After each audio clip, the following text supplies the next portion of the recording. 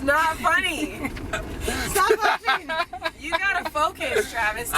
Well, if you don't like it, look down there. And then Justin's just like stoking the fire. Right. Please. Stop. Have I put our lives in danger? Okay. I'm not gonna sleep tonight. Just 10 and 2. Don't say that. I am handling this. Okay, good. Hey, stay on. Hey, you're getting close to the edge, for real. Whatever, babe. We're good. We went from owning our own urban fashion line in downtown Seattle to leaving it all and buying 10 acres of land and a barn in northern Idaho with our parents, who sold their home of 40 years, all with a vision of refashioning our lives, centered around simplifying and slowing down, reconnecting to source. This is our journey. This is Homestead Fashioned.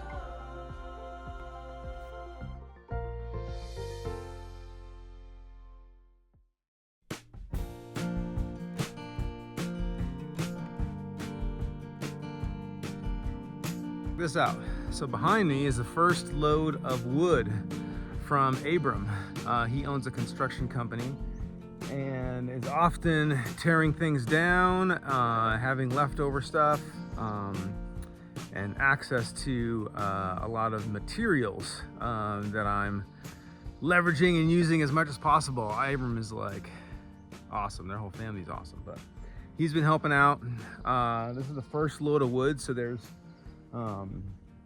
some 2x4s, 2x6s, and then on top is a deck that he tore apart to, he's rebuilding it, but a lot of it is still good, useful wood. And so, you know, we may have to, some stuff we may not be able to use, some stuff we'll have to cut the ends off, but whole truckload, this is truckload number 1. We'll probably have quite a few of these. But the materials, more or less, at least for building the structure, shouldn't cost anything. Basically utilizing the resources that I have, and we're gonna try to get this cabin built on the cheap, but it's gonna be amazing. It's be like a 4-star, 5-star hotel room, cabin, resort, you name it. Where's the laser? The freaking laser.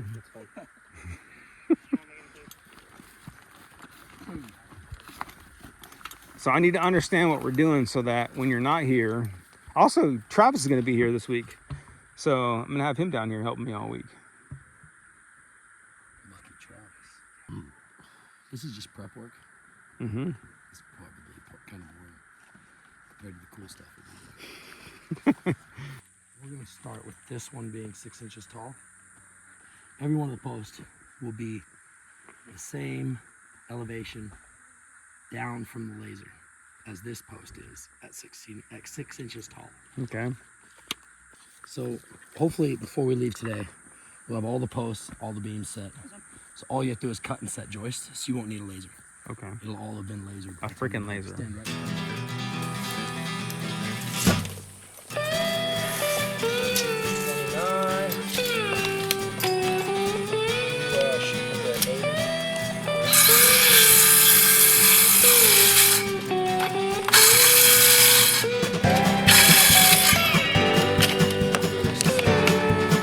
$800 hammer.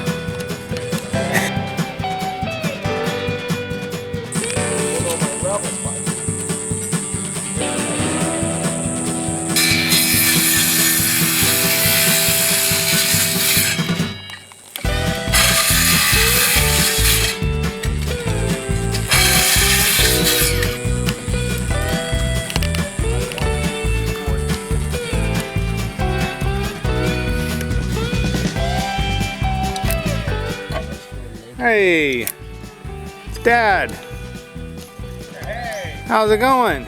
good. Come down to do some supervising down up here. That is one thing you're short of. Supervisors.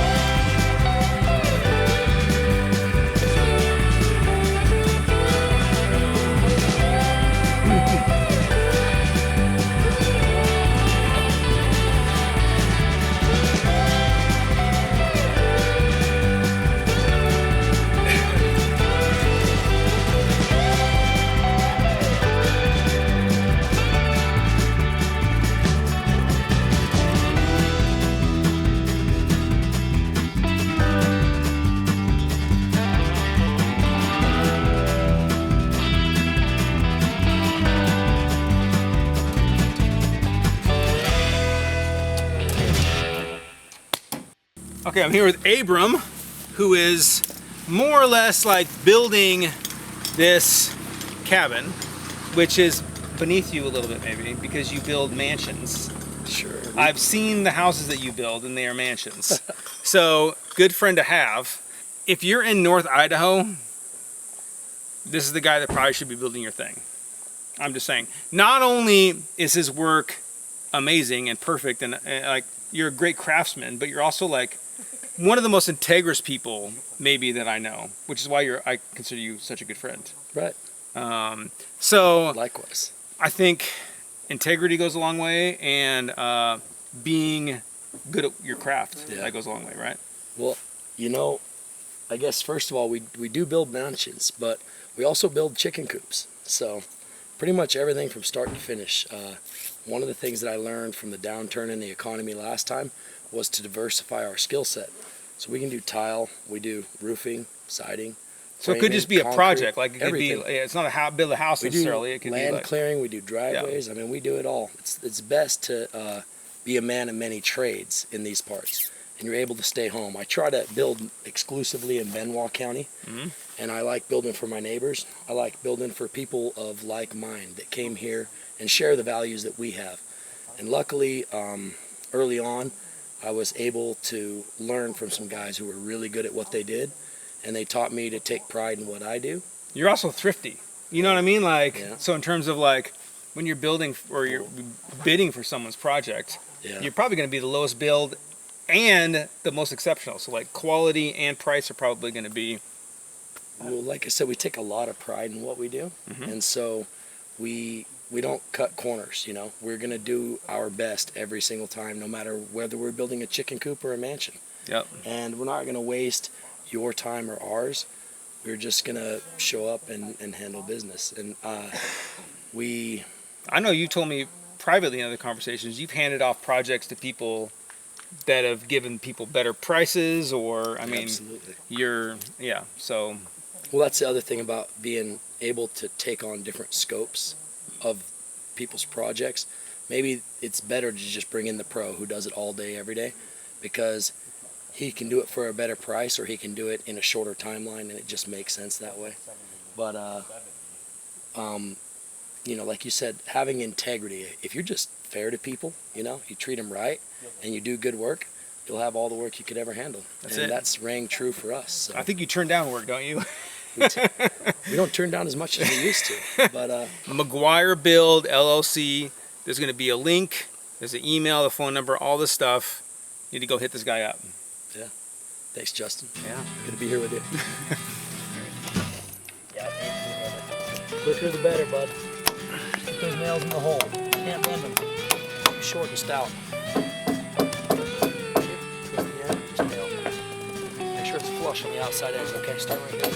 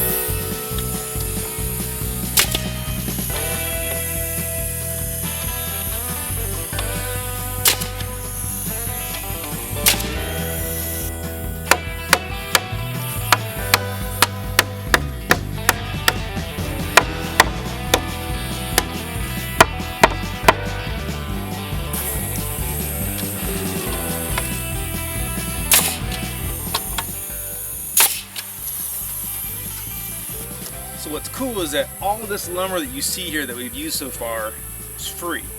Abram had a project where he was tearing down someone's deck and rebuilding them a new one. Well, a lot of the lumber was salvageable. So it was kind of a win-win because I got all the free usable lumber from it. And he saved money because he would have had to just go and dump it and pay by the pound to go dump it and get rid of this. So he didn't have to pay to get rid of it, and I got to repurpose it, and now we have the entire base of this cabin will be pretty much finished completely using repurposed lumber from a deck that Abram tore down. Pretty cool, right?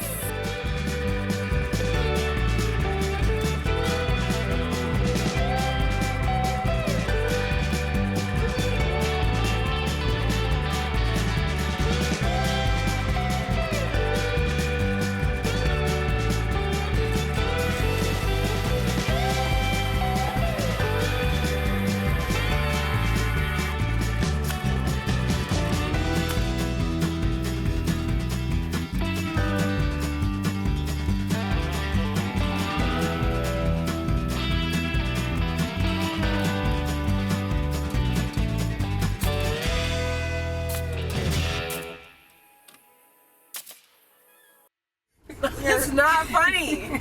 Stop watching. You gotta focus, Travis. This, We're back to the crisp edge cutoff. this is not crazy. Jesus, praise the Lord. Oh Get my off the Lord, barbs. you guys are wild. I don't like this Thank you anymore. for being careful. Yes, Well, if you don't like it, look down there. And then Justin's just like stoking the He fire. is just loving it. He's just like, He's like not stressed at all. no, nor am I. And I'm the one. 2 and 2, Travis. Over to the left. I seriously. Jeez. What, like, like this? No, Travis. Stop it. Go in it. Oh Don't my- swerve around. You Go guys, in it. Okay, let's be quiet. You Let's have to just calm down. Clench our teeth and be quiet. Don't. You have to calm down, please. And you don't go right. Please. Stop. Have I put our lives in danger? Okay. I'm not gonna No. sleep tonight. Just until 10 you and get 2. it. Don't say that. I am handling this. Okay, good. That's exactly I'm what about I'm to saying. kick both y'all I out. feel secure with the 10 and 2 as well. Travis, I let's can't- go a little Honey, slower. can we please? The thing is, She's doing just fine. you guys, I can't see with the. See how the light? Yeah. I know. So it's like Here, I, another one right here. I saw that one. See, whoa, look down there. Oh my goodness. I got a video how that steep that is. I wish I had a mute From button. back here, it does seem like you're close to the edge. I- Yes, I'm- very Hey, land. hey, stay on. Hey, you're getting close to the edge, for real. Whatever, babe. We're good. We're good. Oh my God, Justin, what are you doing?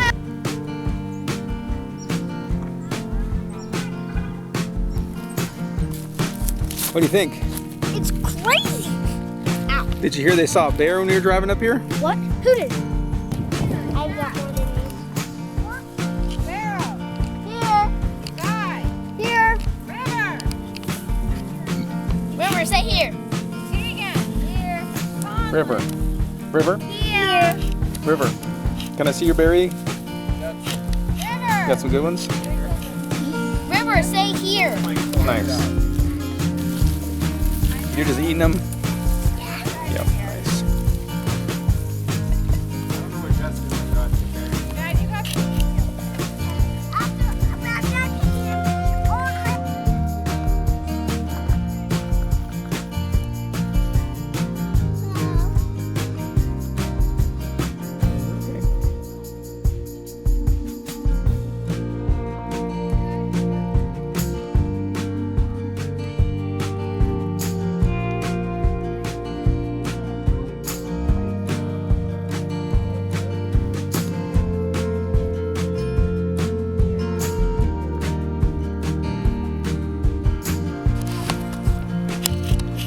You're not picking huckleberries anymore? Oh, cool.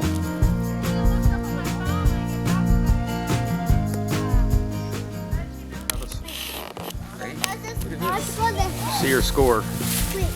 Oh, Pretty good. man, could have been a little light. Let me see the little. Oh, yeah.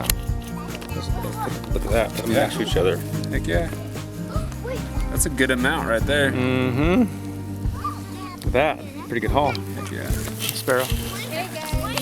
How was that? I'm not ready yet. How was that? Good. What'd you get? Let me see what your haul. Huckleberries. Huckleberries. Let me see them. Oh, yeah. That is nice. Nice. They're Hey, good. you eat more? than you picked, or did you pick more than you ate? I picked probably picked. Picked more? But close. It's so good.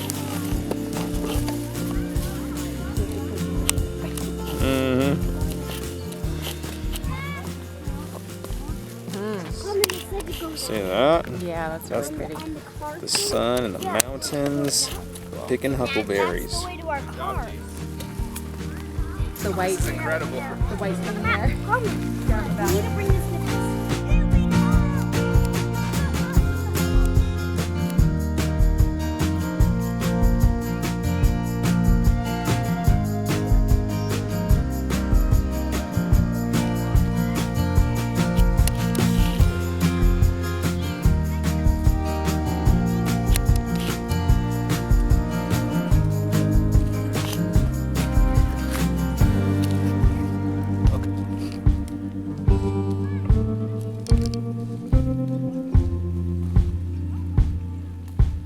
Like this.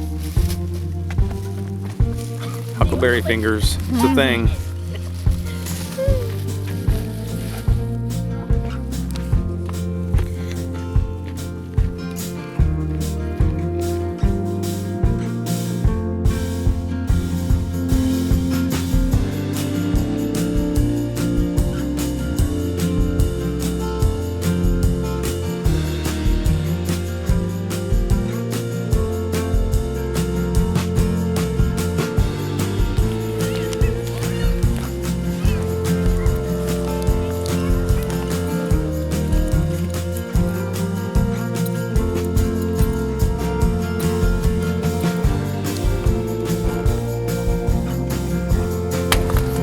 How was that, kids? Awesome now. Huh? Cold. You're cold? It was fun though. How was it? It was really good. You look like you did work.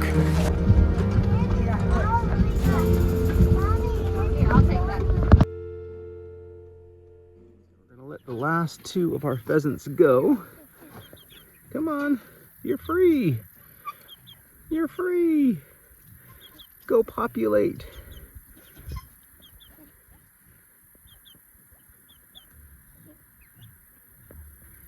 There goes.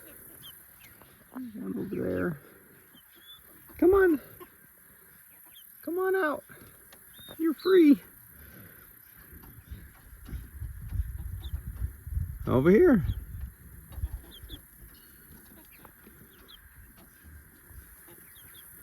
Hey, like a dinosaur.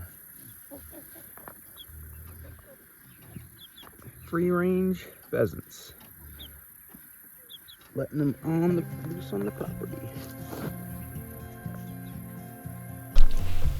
So we bought about a dozen ringneck pheasant chicks with the plan to release them on our property with the hopes that they would stick around and populate our property with a bunch of pheasants, kind of like stocking a pond. I mean, pheasants will typically stick about 1 mile from the radius of where they're released, and if they're happy here, they should stick around.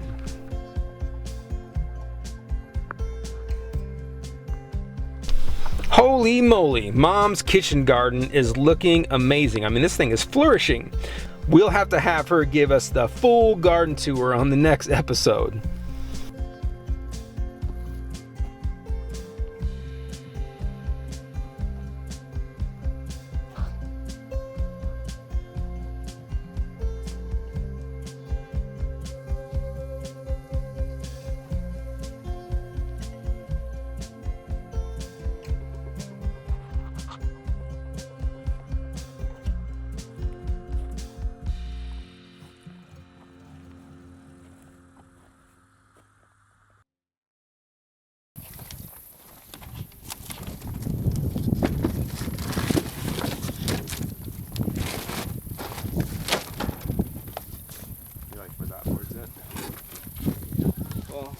So Abram has maybe a dozen huge pallets piled high of delaminated uncut plywood that he got. Well, it all needs to be ripped into 4x8 sheets to be usable. So we said, if I rip them for him, I can have whatever I need to use on the cabin. I mean, how cool is that? So every free chance I'm getting, I'm over here ripping plywood. And on this particular day, Travis was down to come and help me knock some out. I mean, this is bartering at its finest. More material for our cabin that costs nothing but a little bit of sweat. And I'm having fun doing it.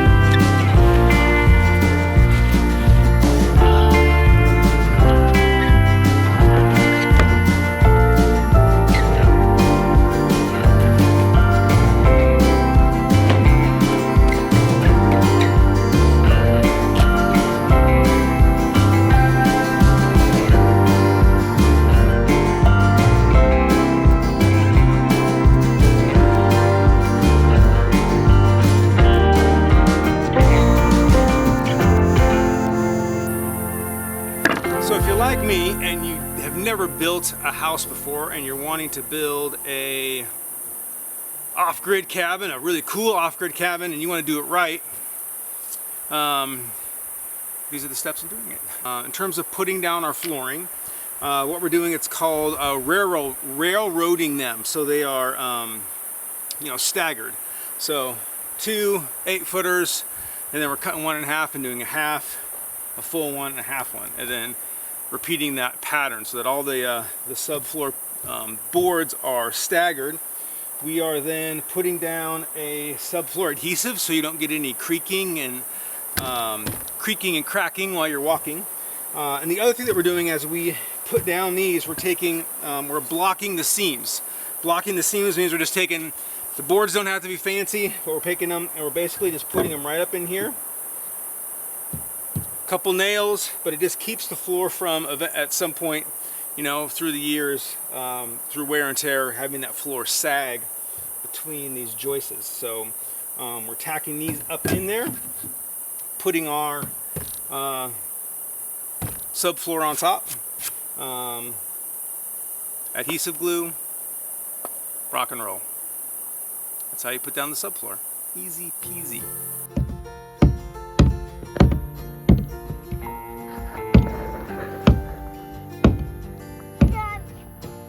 Daddy. Cool. Thanks.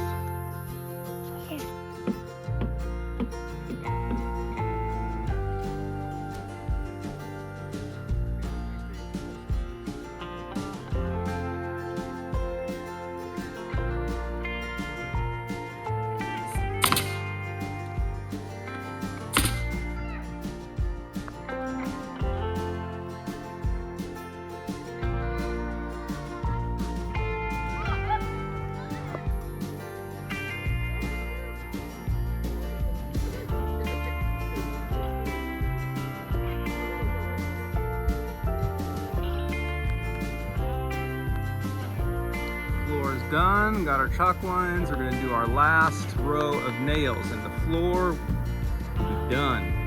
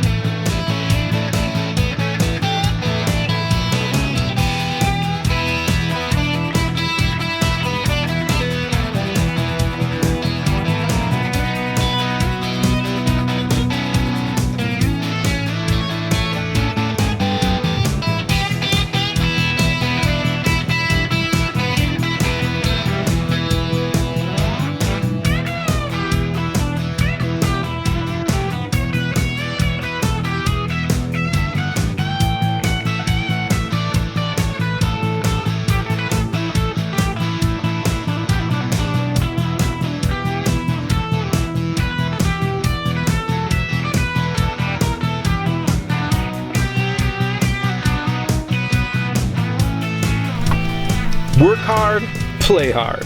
I mean, we've heard that like a million times. But do we really live that way?